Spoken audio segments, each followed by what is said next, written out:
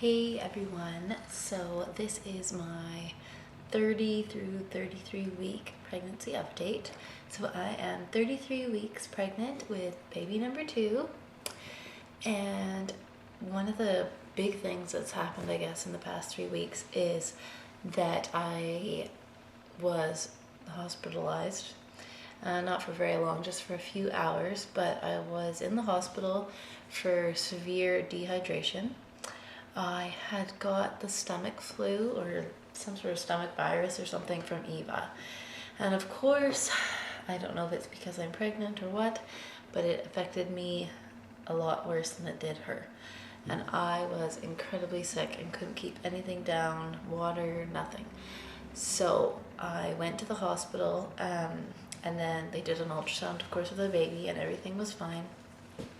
Which I thought everything was fine. She was moving around a lot, but I wasn't concerned. I was more concerned about the fact that my fluids were probably very low, which they were worried about too. So they gave me fluids intravenously and took my blood and everything, and they gave me some gravel and a couple of other things to help with nausea and to stop everything that was going on, because I'd been having diarrhea and vomiting and nauseousness like for, I don't know, about 4 days at that point, and I hadn't been able to keep anything down.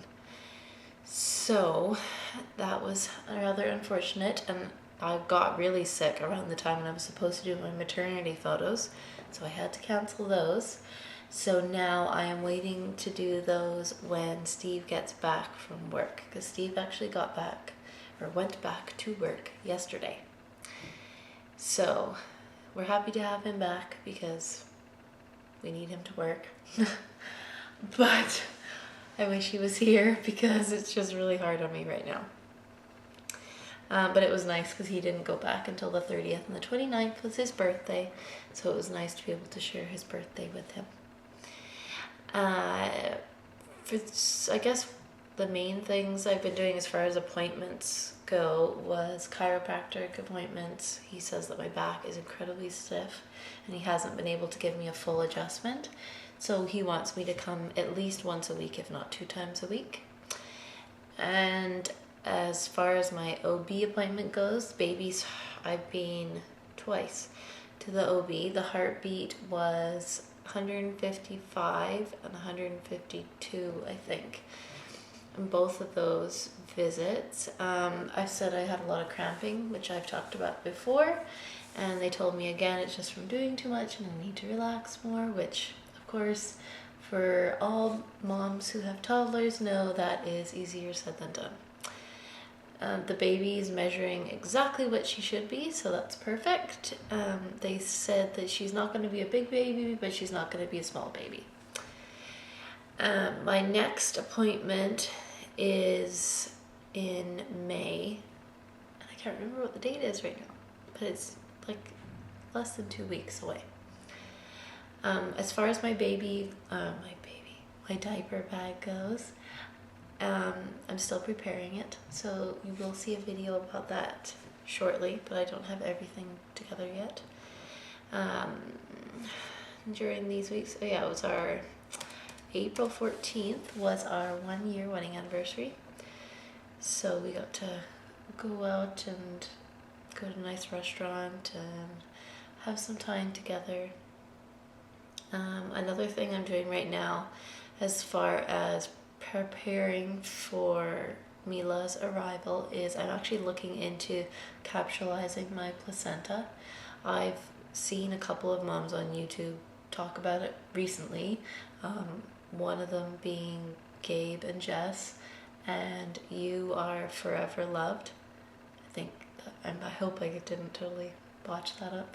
But anyway, yeah, I've seen that. They seem to think that it helps. And I was really interested in it when I was pregnant with Eva, but it was hard for me to find somebody. But I found a midwife that lives literally like 3 or 4 blocks away from where we live. So I think I'm going to have her do that. Otherwise, as far as baby prep goes, still kind of trying to decide what stroller we want finding everything that will, something that will suit all of our needs, and something that Eva will like, and that new baby will like, and that will hold like an infant car seat. Most of the time, Eva doesn't like to stay in the stroller, but when we go like to a mall or something, she gets tired and she wants to sit down. So I think it's important that we have a good stroller that will be compatible with both, well, she's not a baby anymore, but both of my babies. So as far as my symptoms go for the past 3 weeks, I have some new symptoms. Most of them are just the symptoms I've talked about before. Like morning sickness. I still have morning sickness. I still have nausea, still vomiting. It's here to stay. I don't think there's anything I can do about that. I've had an incredibly sore back, which I've talked about before. Varicose veins, again, same places, back of my thighs, between my legs and the groin area. I've noticed I've been extra hormonal, and I've had a serious temper, which I can't help. I'm just like starting to get to that point where I'm really uncomfortable. I'm just like, I just want to have this baby now. Get her out of me. But I got a little ways to go yet. Swollen legs, ankles, and feet, which I've mentioned that before as well. Again, don't think there's much I can do about that. Just trying to put my feet up as much as I can. The cramping I talked about in my lower belly, which there's not much I can do about that either. She says it's from me doing too much, but I don't really have time to relax any more than I already am. As far as movement from the baby goes, I've had tons and tons of movement still. It's starting to get less though, I've noticed, as the baby is getting bigger. But I did post a video that you guys can see, and I think it's called Crazy Fetal Movement. And I'll link that below, and you get to see her moving around. She really does some really crazy moving in there. But yeah, so it's starting to get more painful, I've noticed, which I didn't really have or find that it was that painful with Eva. But I think this baby's got definitely legs in my ribs, which is a little bit sore. Feeling very tired, which I'd mentioned before. I'm sure that the iron deficiency and everything, that probably has something to do with it as well. Lots of cervix pain, really, really sharp cervix pain, which if you've had, you know, is very uncomfortable. Headaches on and off, but they don't last for very long. Dizziness, more and more trips to the bathroom. I'm peeing nonstop. I get up at least 3 or 4 times a night. Baby kicking my bladder, and I've noticed that when she does kick my bladder, and all of a sudden it kind of feels like a really sharp pain, and then I noticed also that I've been leaking urine as well. So that's always fun. That didn't happen to me with Eva, and I have been doing lots of Kegels and everything, but I guess that will probably stop once baby's born. My appetite, I've noticed, is getting smaller, but I'm hungry more often. So I'm eating a lot more smaller meals as opposed to eating 3 large meals, which that's, I think, the way that you're supposed to eat anyway, so that's okay. All the iron medication I've been taking has made me really constipated, so that hasn't been very fun. And if you are a fan of my Facebook fan page, you'll know all about that, because I've been asking lots of questions about safe things to take in between going to see the doctor. So right now for that, I am taking Benefiber, and I've been adding flax to oatmeal and different foods, and increase my fluids, of course, lots of fruits and vegetables, anything, high fiber breads, anything I can do. And yeah, that's about it. And as far as the Benefiber, I'm taking the full dose, so 2 teaspoons twice a day. And it does seem to help a little bit, but not a hell of a lot. Another thing a new thing I've got is hemorrhoids. Totally TMI, I know, and some of this video is going to be totally TMI, but that's just how it is. And yep, I've got them. Now I have some treatment for them, so I will let you guys know how that goes. I've been having a lot of tingling in my chest, which I'm sure is probably just preparing for baby. Leaking a lot of milk and colostrum. I guess it's probably not milk, it's more colostrum, but it looks like milk to me. And I've actually had like a little like been standing in the shower and there's been like a little fountain that comes out. So I don't know if that's if that's milk or colostrum. I have no idea. But anyway, so that's pretty crazy. My nipples are continuing getting darker and darker and darker. And then of course my chest is getting bigger and bigger.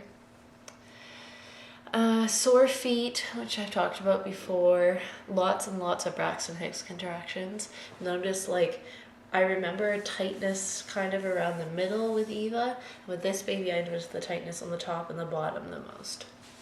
So I don't know what that means. Sore neck, which the chiropractor told me is just because my chest is increasing in size. Very, very vivid dreams. Some really weird dreams I've had lately, but really vivid dreams. Tingling pains in my legs, which that I'm pretty sure is from the sciatic nerve pain. And leg cramps, crazy leg cramps in the night. I'll be getting up and like bouncing across the room, like yelling at Steve, like, you know, just in pain. It's horrible. Heartburn, it's getting worse and worse and worse. But then of course I remember that with Eva at the very end as well. And I've also had some really intense contractions. And the contractions have been like really intense contractions, but very, very short, like 10 seconds or less. So I don't know what that means. My doctor said, don't worry about it. So I guess I'm not worrying about it. And as far as my cravings go, apple juice, coffee, ice cream, waffle cones, peas, pizza, dim sum, tea, chocolate, toast with peanut butter, has to be sourdough toast, and beer, as I talked about before.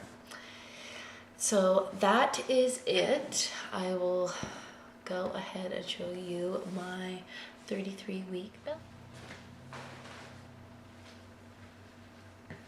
So here we are from the side, and this side from the front,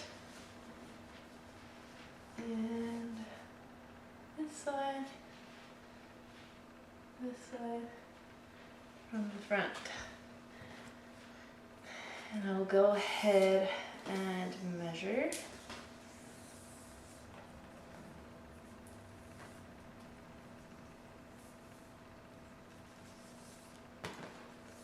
Upside down.